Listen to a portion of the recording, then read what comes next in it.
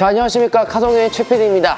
국민차, 바로 소나타 1.6 센시어스 차량을 가지고 와봤습니다. 현대자동차의 국민차라고 불리고 명실상부 명차라고 불리우는 바로 이 소나타의 간단한 재원과 그리고 장점, 단점, 실오너분들 그리고 소나타 동호회 회원분들의 의견까지 한번 모아서 구입할 예정이신 예비 오너분들께 유익한 정보 제공해 드리도록 하겠습니다. 자, 먼저 재원부터 볼게요. 네, 가격은 2,945만원, 2천만원 후반에서 3천만원 초반의 금액대로 또 형성이 되어 있고, cc는 1591cc, 180마력, 그리고 토크는 27토크, 공임 연비는 리터당 13.2에서 13.8km라고 나와 있는데, 이 차를 지금 타고 계시는 1년 정도 타신 저희 지인분께, 이게 실오너시죠? 실오너분의 체감 연비는 11에서 12 정도 된다고 합니다. 근데 또 저희 아버지께서는 또 2.0, DM8 2.0을 타신단 말이죠. 그게 공임 연비가 한 14에서 15 정도 나오는데, 정말 정속주행 다 했을 때는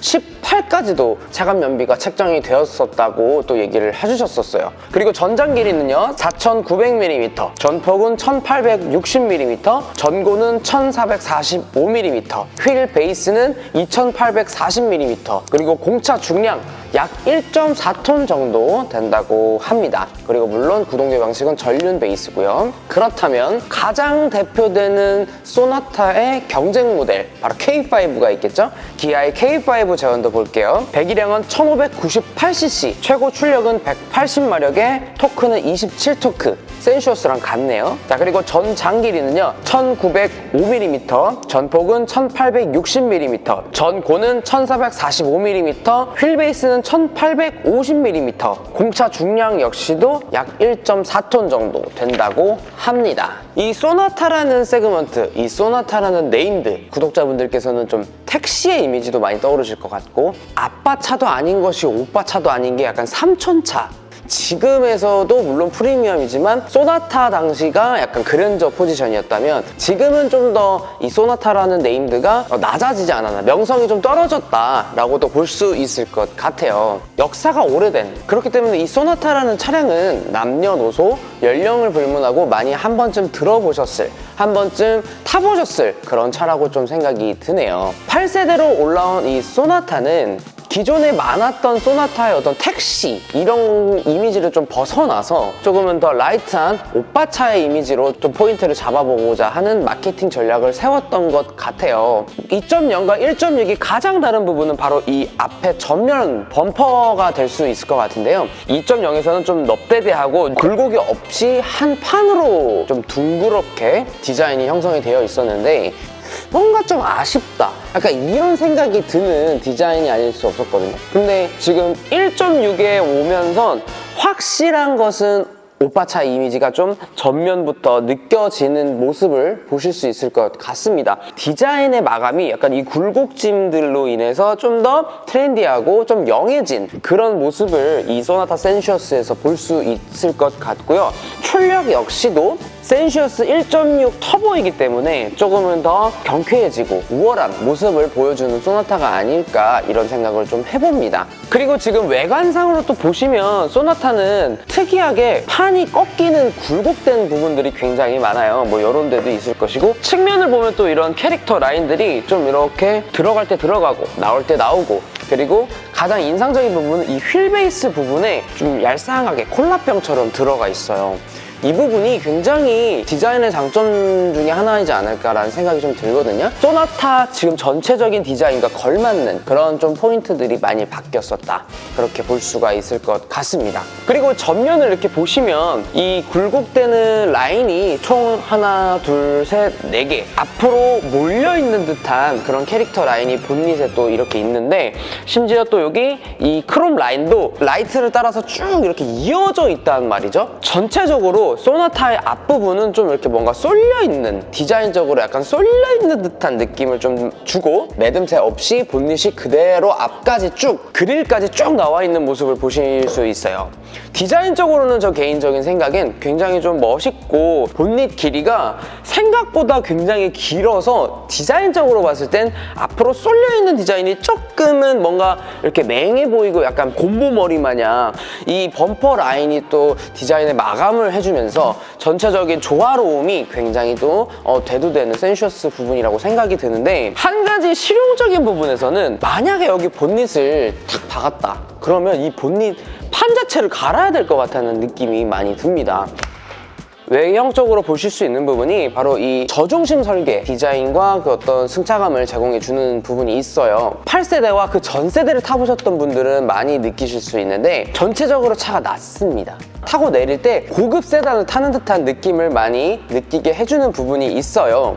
그리고 실제로 소나타 차량은 전 세대의 소나타보다는 뭐 YF, LF보다는 실내의 쾌적함이 조금은 줄어들었다 라는 부분이 또 실 오너분들이나 동호회 회원분들의 그 의견이 되게 대다수였던 것 같습니다. 저는 개인적으로 이 소나타 디자인은 굉장히 좀 잘 나온 디자인이다 라고는 좀 생각이 많이 들어요. 이 소나타의 디자인이 훨씬 영해지고 트렌디해지고 힙해졌다, 이렇게 볼 수 있을 것 같습니다. 자, 실내로 들어와 봤는데요. 말씀드렸던 실내는 트렌디함과 어떤 그 약간 올드함 사이를 딱 이어주는 듯한 디자인들을 많이 사용을 했어요. 스티어링 휠의 디자인이라든지, 그리고 디지털 기어 노브가 들어갔는데 버튼식이란 말이죠. 딜레이가 있다 보니까 기어 노브를 막 바로바로 바꿨을 때 움직일 수 있는 거동성에 비해서 조금은 딜레이가 있습니다. 공간감도 많이 널찍널찍해지고 전체적인 디자인들이 굉장히 요즘은 현대자동차나 기아자동차가 시원시원하게 디자인 추세를 따라가고 있는 모양이에요. 쭉 뻗어져 있는 듯한 느낌을 많이 느끼게 해주는 그런 부분이 좀 소나타에 적용이 되어 있고, 전체적인 마감은 사실 뭐 크게 아무래도 차 등급이 있다 보니까 큰 기대를 할 수는 없지만 보스 오디오도 또 들어가고 통풍도 있고 열선, 그리고 뭐 스티어링 열선, 굉장히 알짜배기 차량이다 라는 것들을 좀 보실 수가 있습니다. 솔직히 2.0을 추천을 드리지는 않아요. 와, 언덕을 올라갈 때 패들 시프트를 사용해서 올라가야 될 정도로 기어가 안 바뀝니다. 이 기어 단수가 막 단수는 뭔가 물리는데 굉장히 힘들어하고 버거워하는 2.0의 모습을 또 볼 수가 있었고, 차를 사고 한 달 타면서 더 많이 느껴지더라고요. 다행스럽게도 이 1.6에서는 그런 기이한 현상이 일어나지는 않았습니다. 이 DM8로 넘어온 소나타는 굉장히 큰 단점이 또 존재합니다. 지울 수 없는 무난함. 차를 신발과 같이 여기는 그런 오너분들께서는 굉장히 적합한 소나타 차량이 될 수 있는데, 이미지 메이킹이 되어 있는 것들이 또 있다 보니까 이런 소나타에 대한 단점이라고 꼽는다면 또 그런 네이밍에 대한 이미지 단점이 될 수 있지 않을까라는 생각이 좀 들고요. 실질적으로 가장 큰 단점이라고 한다면 바로 이 소나타의 사이드 미러가 굉장히 작습니다. 그래서 이게 진짜 공도 일상주행에서 좀 불편할 정도로 사이드 미러가 작은 부분이 좀 그냥 평범하게만 만들었으면 좋았을 텐데 일부러 너무 작게 만들어 놓은 느낌이 많이 들어요. 광각 미러라든지 좀 이런 것들로 교체를 해서 시야감을 또 확보하시는 그런 부분을 좀 생각하시면 좋을 것 같습니다. 제가 키가 171이니까 크지 않지만 여기 또 앞으로 당겨지면 좀 더 있겠지만 공간이 무릎 하나 반 정도 나와 있는 공간이고, 좀 답답한 느낌이 아무래도 좀 지울 수 없는 그런 느낌이 또 듭니다. 그리고 또 단점 중에는요, 내비게이션 쪽 잡소리가 많이 난다는 것입니다. 실제로 저 내비게이션이 흔들어 보면 굉장히 잘 흔들려요. 조립되어 있는 마감 상태라던가 이런 부분이 조금 헐렁헐렁한 느낌이 좀 많이 들어서 잡소리의 부분에서는 생각보다 좀 많이 나는 부분이 있습니다.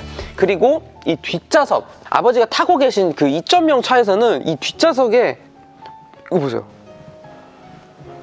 이것도 그러네요. 저희 아버지 차도 소리가 많이 났거든요.